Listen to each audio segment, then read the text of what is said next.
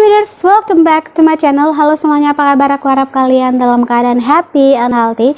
Jadi video kali ini tuh aku mau kasih tau kalian atau mau sharing ke kalian buku-buku romance underrated yang menurut aku tuh bagus banget.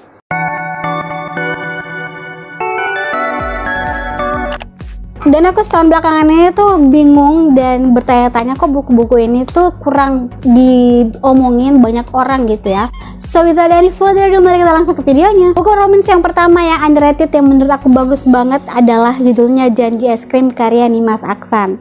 Nah, kenapa aku bilang underrated? Karena pas waktu zaman aku baca ini udah bertahun-tahun lamanya, dan menurut aku buku ini kurang populer dan kurang banyak diomongin oleh banyak orang. Kenapa sih? Ada apa? Hey dengan kalian? Jadi buku ini tuh menceritakan tentang seorang gadis yang bernama Mia. Dia itu 9 kali diputusin pacarnya, 9 kali di PHK oleh tempat kerjanya, oleh bosnya. Dan ada salah satu sahabatnya yang mengatakan bahwa mungkin karena nazar kamu yang belum kamu tepati, makanya kamu tuh dikutuk gitu ya, ditimpa sial mulu gitu. Tapi sialnya juga ketika si Mia ini mau memenuhi nazarnya, dia harus bertemu dengan seorang gadis yang bernama Karin. Dimana Karin ini adalah sosok gadis yang sombong dan angkuh yang mungkin tidak humble ya. Jadi di situ tantangan Mia untuk memenuhi nazarnya.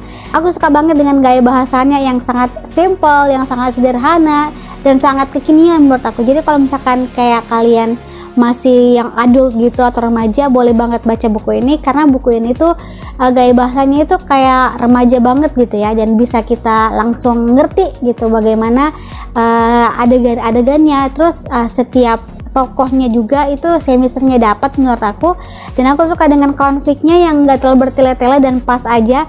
Intinya buku ini tuh aku suka banget dan aku heran kok buku ini tuh jarang diomongin dan jarang direview oleh banyak orang gitu loh. Buku yang kedua judulnya I For You karya Onizuka. Nah ini juga waktu itu aku udah lama banget bacanya, sekitar tahun 2017, dan aku masih penasaran, bingung kok orang-orang gak pada membahas tentang buku ini. Kenapa orang-orang tidak anticipated dengan buku ini? Menurutku buku ini tuh bagus banget. Jadi buku ini itu dia kayak bergenre yang adult gitu. Jadi buku ini itu genrenya yang adult, dimana karakternya itu masih sekolah, masih remaja.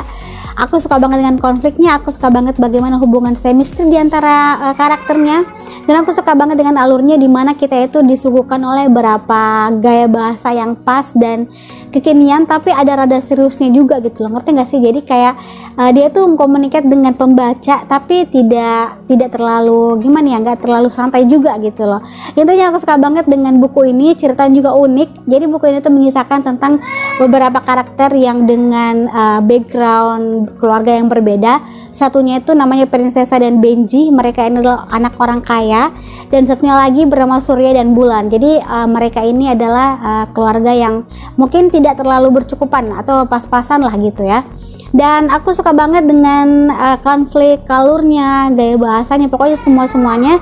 Kalau misalnya kalian suka dengan bacaan-bacaan romance tapi tidak terlalu menye-menye, buku ini cocok banget buat kalian baca. Buku selanjutnya judulnya Glaze karya Wintri Ramadia. Ini sudah ribuan kali lah ya aku udah rekomendasiin buku ini ke kalian, dan banyak kali aku rekomendasiin. Aku suka banget dengan gaya bahasanya, aku suka banget dengan konfliknya. Buku itu menceritakan tentang bagaimana kerumitan kehidupan kala Kai dan Elliot. Jadi Elliot di sini tuh karakter yang sudah meninggal, tapi dia tuh tetap masih ada nyemplung beberapa dialog dan beberapa narasi di dalam buku ini. Aku suka banget dengan karakternya, aku suka banget dengan konfliknya, gaya bahasanya, apalagi kayak kita itu disuguhkan oleh buku cerita romance yang tidak terlalu bermenye-menye.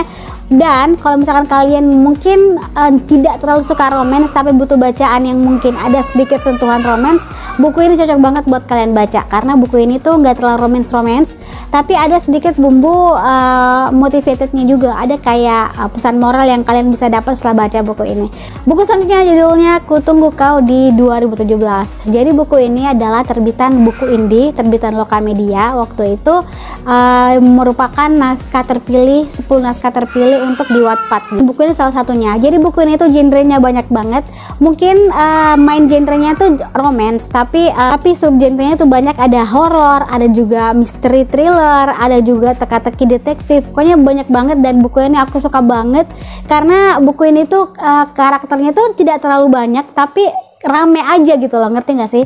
Jadi buku itu mengisahkan tentang kehidupan Melody dan Selena, di mana Melody ini adalah manusia dan Selena adalah hantu. Mereka itu berteman gitu ya, bersahabat. Dan suatu ketika mereka bertemu dengan Agus. Jadi Agus ini adalah sosok laki-laki atau orang yang dia tuh datang dari masa lalu, dari tahun 19 berapa gitu, dan dia masuk ke tahun dimana kehidupan Selena dan si Melody gitu ya.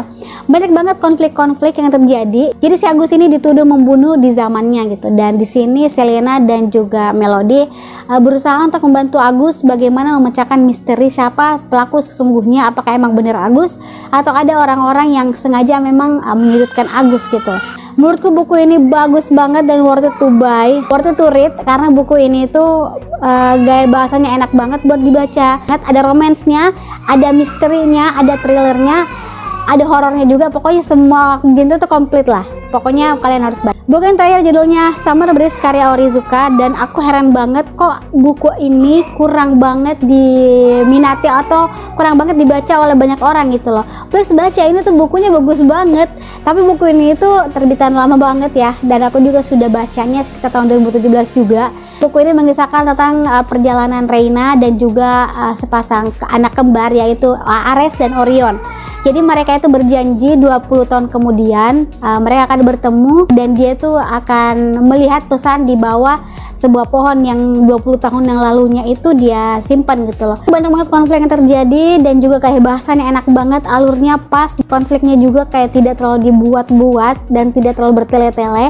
Aku suka banget dengan karakter Orion dan Ares gitu ya. Mereka karakter yang sangat kuat, mereka bertimbal balik gitu ya, tidak terlalu dibuat-buat gitu loh. Kayak jadi pada saat kita baca itu chemistry di antara para tokohnya itu dapat banget, dan kita tuh bisa merasakan bagaimana kondisi dan adegan di dalam buku ini gitu. Bagaimana dengan kalian, buku-buku apa aja yang kalian suka tapi underrated? Kalian bisa komen di bawah. Jangan lupa untuk subscribe, like, dan share ke media sosial yang kalian punya biar kalian ketinggalan video selanjutnya. Thanks for watching, have a nice day, see you next video, bye bye.